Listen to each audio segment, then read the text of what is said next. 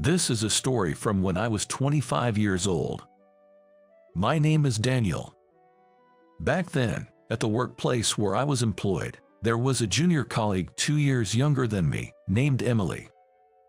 Emily, a fresh graduate just out of university, was still learning the ropes in the corporate world. I was assigned to be Emily's mentor. However, I was only in my second year at the job. Since no new recruits had joined the previous year, I had been the most junior employee until very recently. Although I had become quite accustomed to my own work, teaching someone else proved to be quite a challenge. I struggled a lot with mentoring my junior colleague. Moreover, Emily was a rather outspoken junior. In the first week, she listened obediently, but as she got a bit more comfortable, she started teasing me, even though I was her senior. "Hey, Daniel, you're pretty good at teaching today. Your way of explaining things was really good." Such teasing became a part of our daily routine. Being a naturally non-confrontational person, I simply laughed it off whenever Emily said such things. Indeed, Emily was quick to learn and excelled at her job. She was bright and popular, in stark contrast to me, who didn't have many friends during my student days. Her charismatic personality made her a well-liked figure in the office, even with her outspokenness. Honestly, I found someone as savvy as Emily quite difficult to handle. "Daniel, do you want to grab dinner after this?" We often ended up working late at the office, just the two of us, to finish tasks to the next day. Each time, Emily would invite me like that. "I'll pass if I'm tired today." I always declined with such flimsy excuses. While someone as outgoing as Emily might find it easy to go for impromptu drinks with the boss, I found the idea of dining with coworkers tiring, especially if it was with Emily. However, there came a time when our company organized a drinking party. It was practically mandatory for everyone to attend, so I had no choice but to go. While my colleagues were whooping it up, I was off to the side, quietly enjoying my barbecue alone. Fortunately, since I was sitting at the end of the table, I felt relieved knowing that my lack of participation in the conversation wouldn't spoil the mood too much. Little did I know, that was a naive assumption. "Daniel, you're not drinking much, are you?" Emily took a seat next to me. "Geez." Already tipsy, Emily, holding an orange cocktail, started chatting with me. I can only imagine how annoying she must be when drunk, given how loud she is when sober. I probably had a look of dismay on my face, but Emily kept talking, completely unfazed. "Do you have a girlfriend?" There it is. Girls always want to talk about stuff like this. I really don't want to talk about it. As I struggled to respond, "He's got a girlfriend," interjected Madison, a senior colleague sitting across from me, answering on my behalf. At that moment, I was taken aback. How did she know that? I wondered. I had only ever discussed such personal matters with my peers at the company. That meant someone among my peers must have told Madison. Seeing the surprised look on my face, Emily asked, "Wow, Daniel, you have a girlfriend. What's she like?" "It's none of your business." Emily would probably just spread it around anyway. I sighed, and answered reluctantly. "She's a college classmate. We ran into each other about a year ago and decided to start dating," I explained. Hearing this, Emily looked at me with a smirk and said, "Oh, really?" Feeling somewhat mocked, I decided to ask her in return. "What about you, then?" She sighed deeply and answered, "I have someone too." Her expression seemed far removed from her usual cheerful demeanor.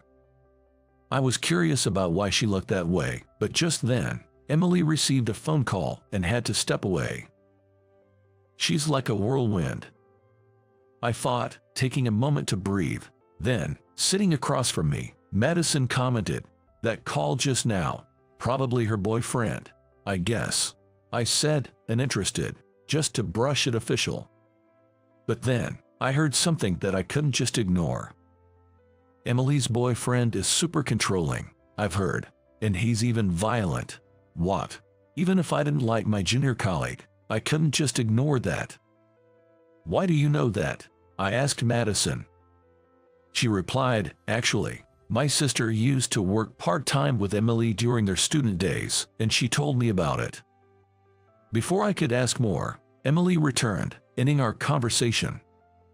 But I couldn't believe that Emily, who always seemed so carefree and cheeky, was enduring such a difficult situation. I didn't have any proof, so I left the party somewhat skeptical. After the party, Emily was just as she always was. She continued to tease me as usual, laughing carelessly. No way, she can't be a victim of abuse. Maybe Madison's sister got it wrong. I watched Emily at the office, but saw no sign of distress. Just as I was starting to firmly believe this thought, I, unusually, was able to leave work on time. But upon arriving at the station, I realized I had left my commuter pass back at the office and had to return. When I got there and saw the lights still on, I wondered if someone was working overtime. Peeking in, I thought, "Oh no," seeing that Emily was the only one left. When I mentioned I had come back for my forgotten pass, she teased, "You're really forgetful, aren't you, Daniel? What were you doing here?" I asked. Trying to divert the conversation, Emily, looking puzzled, responded, "Reviewing. Just reviewing." Reviewing. That was a term I hadn't heard since elementary school. Unsure of what she meant, I went over to Emily's desk. There, I found a small note covered in dense writing, her usual notebook. This was the notebook that Emily always carried with her. When I looked at her computer, it showed tasks related to the notes she had written. I'm not very smart, so I can't remember everything in one go. I'm just reviewing what I've been taught by my seniors, she explained. The number of notebooks spread out on her desk made it clear she wasn't lying. So, Emily wasn't naturally good at her job. She had been secretly working hard to become competent. And there I was, unfairly assuming she was just flaunting her abilities. Suddenly, I felt sorry for how I had thought of her. "So, do you think I'm cute and admirable now?" Emily asked, laughing. Despite everything, she still managed to irk me a bit. "There's no way that's true," I blurted out, getting a bit heated. Suddenly, Emily's usual smile vanished. "Really? I was just joking. Sorry," I apologized, thinking I had hurt her, but her expression remained unchanged. Did I say something so terrible? After all, she's the one who's always messing around. As I pondered over what to do, Emily began to speak. "I guess I'm just not cute, am I?" This was a statement I never expected to hear from Emily. At first, I thought she was joking, but it soon became clear she wasn't. My boyfriend always tells me that I'm not charming. When I try to act more feminine, he accuses me of trying to attract other men. If I act cheerful like a boy, he says I'm mocking him. No matter what I do, I'm just not right. It's like I deserve to be hit or kicked. After all, only someone like him would ever like me. Emily spoke these words dispassionately, as if something inside her had snapped. This isn't the Emily I know, and the abuse, it's real. My mind was spinning, and I couldn't find the words to say. People say birds of a feather flock together, right? Having an abusive boyfriend means I'm a terrible person too. Her words echoed in the quiet office, just the two of us. I wanted to say something, but nothing came to mind. Codependency, right? I had heard that even in a relationship that others might view as toxic, the people involved feel needed and can't leave. Anything I could say seemed hollow, as I wasn't the one in the situation. Sensing my confusion, Emily forced a laugh and said, "Just kidding," and began tidying her desk. A part of me felt relieved at her words, but I quickly realized it was a lie. I thought I saw Emily's hands tremble as she put away her notes. I stopped overthinking. I decided to speak my mind right then and there. "That's what I thought. Isn't that your way of sending an SOS? You told me because you want help, right? Stop lying to yourself and pretending not to see it." As I spoke, Emily's movements halted completely. She looked down and asked, pretending not to see, "That's right. Aren't you the one putting a lid on your own feelings, thinking you can change the situation? Thinking that only such people would like you? Isn't that just your own assumption? There are plenty of people who like you, even without looking for them." I couldn't see Emily's expression, so I had no idea how she was reacting. I worried that I might be off the mark. But at that moment, my concern for Emily outweighed my anxiety. "You too?" Caught up in my thoughts, I was taken aback by her unexpected question. "What? Do you like me too, Daniel?" Of course, my use of like had no hidden meaning. It was just to convey that everyone at the office thought highly of Emily. So, I should take it in the same sense, but her question still caught me off guard. "Well, yeah, I like you." Emily surely understood the nuance. As a senior, it wasn't the time to be bashful. I said it without showing my embarrassment. And it was true that I had recently stopped thinking of Emily as someone I disliked. Interacting with the bright Emily had become a part of my daily routine, and I found her cute as a junior who would tease me but still talk with a smile. The more I watched her, the more I noticed her good qualities. Wait, what? I felt a sense of discomfort. Looking back, I realized I had always been seeking out Emily at work. No way, that can't be. After all, I have a girlfriend, Ashley, and I'm not the least bit interested in cheating. But then, I realized. I was trying to put a lid on my true feelings, but I had just told Emily not to do that very thing. "Thank you, Daniel. You're surprisingly kind." Emily smiled at me, a slightly different smile than usual, and left the office. I stood there, rooted to the spot, unable to shake her image from my mind. From then on, I couldn't stop thinking about Emily. Even when I was with my girlfriend, Ashley, I found myself reminiscing about Emily, to the extent that Ashley noticed and said I had become suddenly cold, even though I had no intention of being so. I started feeling guilty towards Ashley. I never intended for this to happen. I had loved spending time with Ashley, who was as quiet as me and shared similar interests, but I couldn't go back to feeling that way anymore. I told Ashley we needed to break up.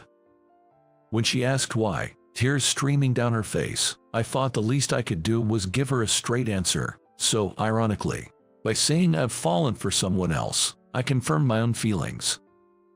I had fallen for Emily, the junior colleague I used to dislike so much.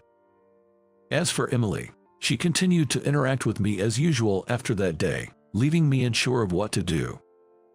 Emily had a boyfriend, and I didn't want to upset him by making a move. Besides, confessing and getting rejected would make things awkward at work.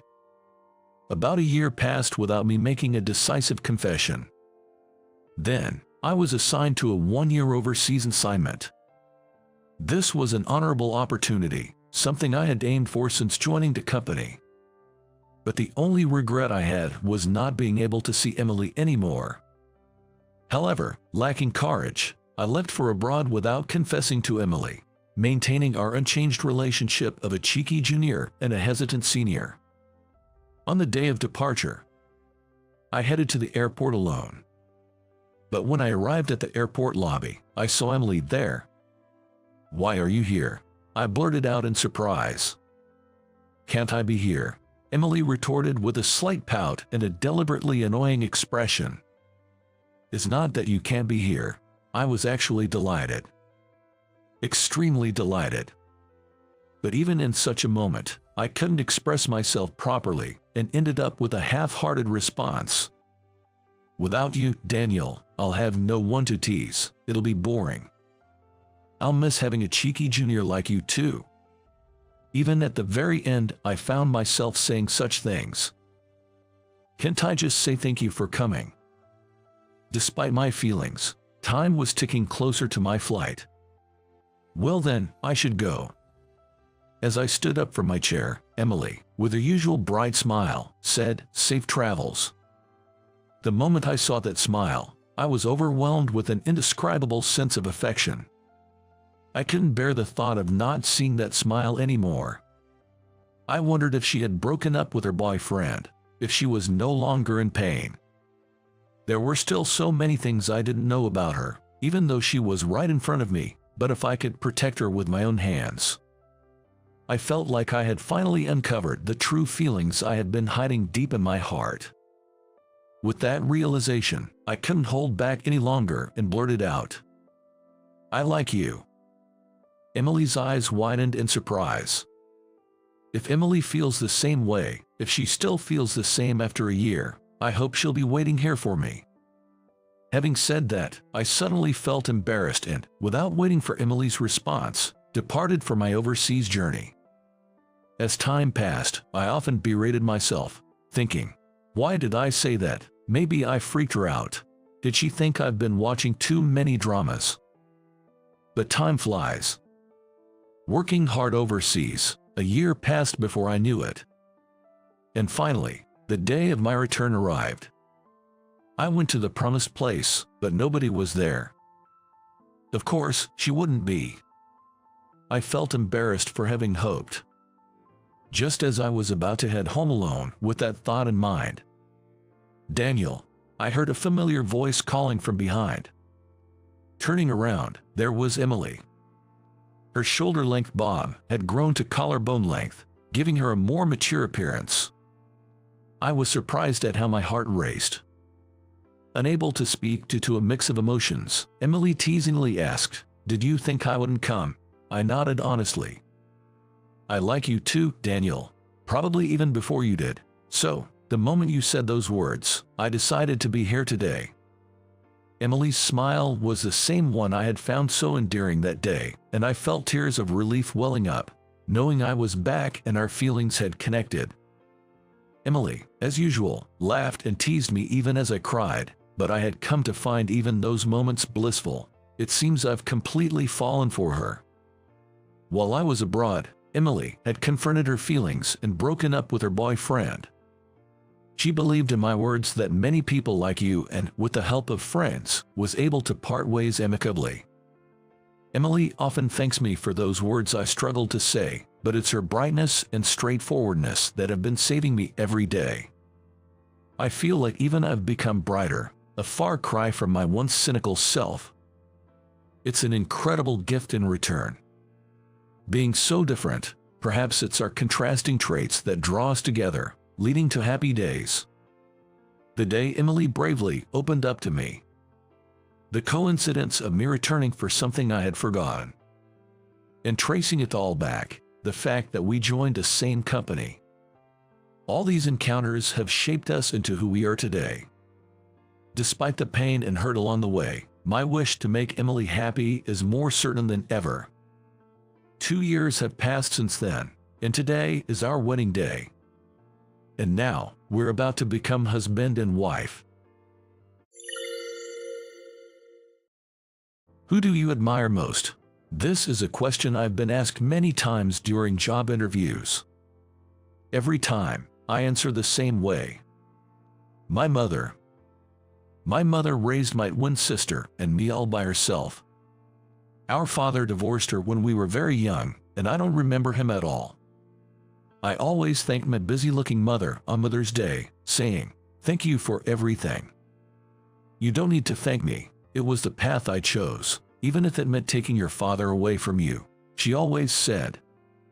According to what my grandmother told me, the divorce was due to my father's infidelity. I think I would be incredibly shocked if I were in her shoes, but I have never seen my mother show weakness or complain. She's always been a cheerful, bright, and energetic person. I'm so different from her that I sometimes doubt I was born to her. I'm quite sensitive. As a child, I was often made to cry by my classmates. Now that I'm an adult, I don't cry anymore, but I've become a man who struggles to speak up. That's why I always want to be like my strong and cheerful mother. I've thought this way for a long time. "Oh, you should have gone to the Grand Canyon when I was there." That loud voice on the phone was my twin sister, Ashley. Ashley is the complete opposite of me. inheriting our mother's strong personality. She can be a bit too assertive sometimes. No, it's a treat for Mom. I can't always accommodate your schedule. I can talk back to Ashley, at least. After graduating middle school, the smart Ashley went to a boarding school on a scholarship, and we've lived apart since. As for me, I struggled with studies and started working part-time right after middle school. But recently, seeing everyone my age graduating from university, I decided to start job hunting. Finding a job as a high school dropout wasn't easy, but after about a year of balancing part-time work and job hunting, I finally got a job. With my first paycheck, I decided to take my mother to the Grand Canyon. Ashley, having graduated from high school, now works at an apparel shop in New York. Waiting for her to come home could mean waiting forever. So I decided to go with just the two of us. She's always been a bit selfish. Well, that's sad to hear, but okay, let's go again when I come back. Sounds good, we'll do that. So, the plan to treat Mom to a little trip was settled. My salary is on the lower side, especially considering it's my first paycheck. The inn isn't luxurious, but it's reputable. On the day of the trip, Mom was excited from the morning and remained cheerful throughout our stay at the inn. "Brandon, taking me to the Grand Canyon. You've really grown up." She teared up so much that it was a bit embarrassing. But seeing her so happy made me genuinely happy. Yet, raising Ashley and me for 22 years, this trip is hardly enough. "We have some time before dinner. What should we do?" It was too short for a shower, and we had already done some sightseeing. Then Mom said, the receptionist mentioned there's a foot spa bath at the entrance, so we decided to go there. Actually, it was the first time for both of us to try a foot spa bath. It was cold outside, and I wondered if just soaking our feet would really warm us up.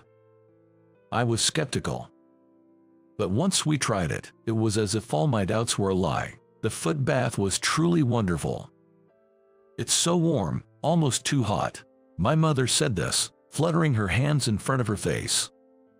"Yeah, it's surprising." I also felt quite warmed up and very comfortable.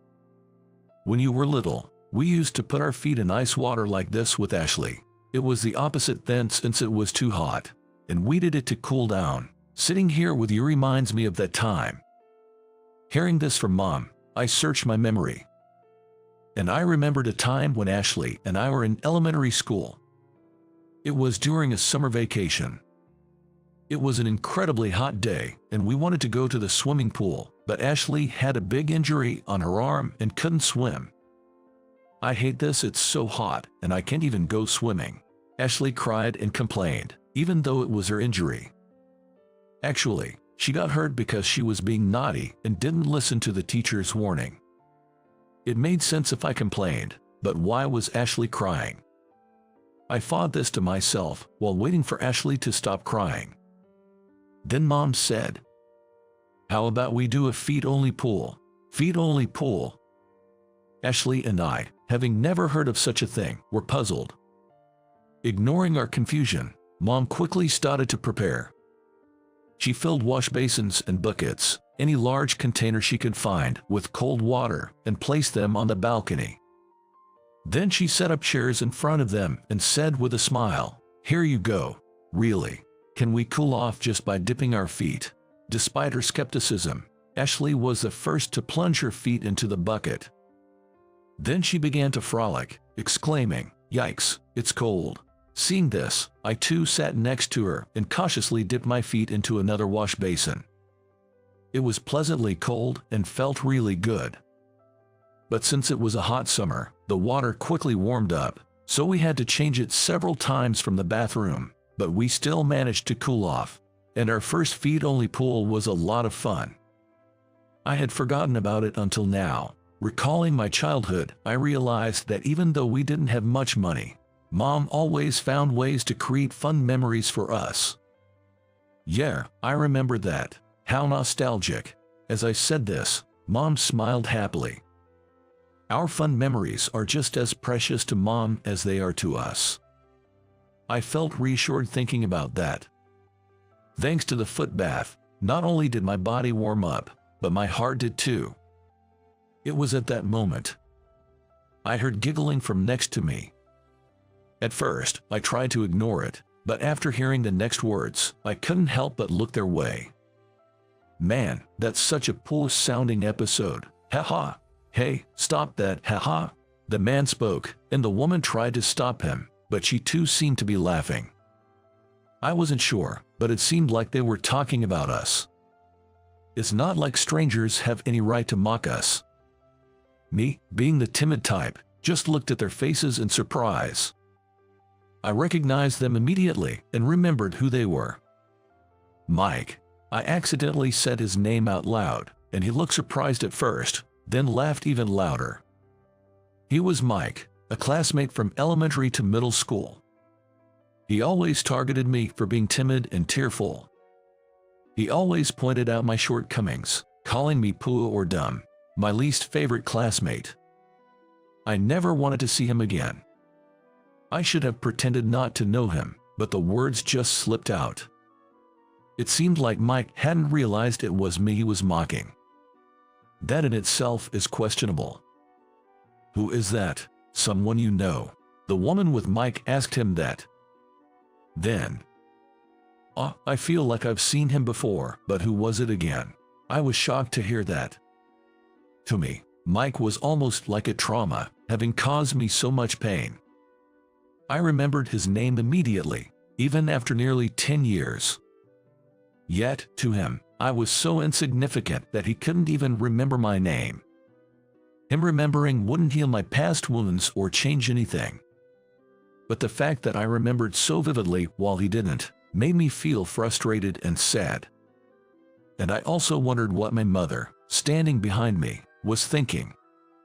I felt guilty for making her experience this during our supposed filial trip. Even as an adult, I couldn't stand up for myself. Seeing my silence as an opportunity, Mike continued his taunts. Now I remember, you were the guy who got bullied. Didn't go to high school, right? A middle school dropout from a single-parent poor family. That's what people said. Middle school dropout, single-parent poor family. It hurt to hear that, but it was all true. But what's wrong with that? Why should it be laughed at and ridiculed? Others might see it as miserable, but I've done my best. I wish I could say that back to him, but I couldn't find the words. I worked part-time with only a middle school education, overcame job hunting, and became a working adult. I thought I had changed, but maybe I hadn't progressed at all. I was so frustrated that I clenched my fists on my knees. That's when. Hey man, what did you just say? A deep, authoritative voice came from in front of me. Looking in the direction of the voice, there was a large man with tattoos on his arms. Of course, he wasn't someone I knew, but even Mike seemed surprised.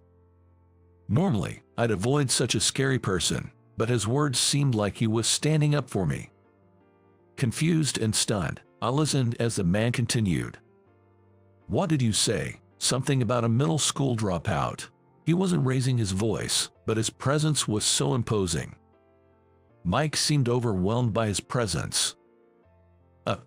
I just said he's like a middle school dropout from a poor single-parent family, Mike replied, and the man pressed on. Yeah, that's what you were saying. And what's so funny about that? You were laughing pretty hard. Tell me. No, not really. Mike couldn't talk back, overpowered by the man's presence. Even I, supposedly being defended, was too scared to speak. The tension was so thick. Whatever kind of upbringing you had, man, making fun of someone here with his mom is nothing to be proud of. If you went to high school and college and still don't get that, then being a middle school dropout was the right choice for you. The man said this and then turned to me with a smile. His smile was intimidating, missing some teeth. But his expression and words conveyed that he was a genuinely warm person. Mike, looking embarrassed, quickly left the foot bath, and the woman followed him. Thank you. I managed to say to the man, still a bit nervous. Then, "Don't mention it. I didn't do anything worth thanking for. I just spoke up because it pissed me off. Don't worry about it." He said this and laughed again. And then, I realized that his words resembled something I had often heard before. "It's the path I chose, so you don't need to thank me." Those were the words my mother kept saying. Throughout this whole incident, Mom had been silently observing. Being the strong and decisive woman she is, she probably had many moments where she wanted to speak up. Mom remained unchanged, her face alight with a cheerful smile, even after encountering Mike. Mom is chatting up a big guy, saying, "Well, that's some impressive tattoo you've got there." After a bit of conversation, the man asked her, "So, it's just you and your son today?" "Yes, that's right. He brought me here with his first paycheck to enjoy sightseeing of the Grand Canyon." When Mom responded like that, the man said, "You've got a good son there. Maybe I should give my mom back in the countryside a call. Really, thank you." Then he disappeared towards the lobby. "People can be unexpectedly nice, huh?" Mom said casually, making me feel reassured. And I felt grateful for the man's presence too. Without the two of them, I would probably still be sulking about how the Grand Canyon trip was ruined. After that, I never saw the man again, but we had no more problems and enjoyed the rest of the trip with my mother. Persisting in what you believe in with strong will, without seeking thanks or reward, I reflected. This attitude must surely be saving many people without the person even realizing it. My mother, who raised Ashley and me, and that unknown man. From that day, the number of people I admire grew to 2,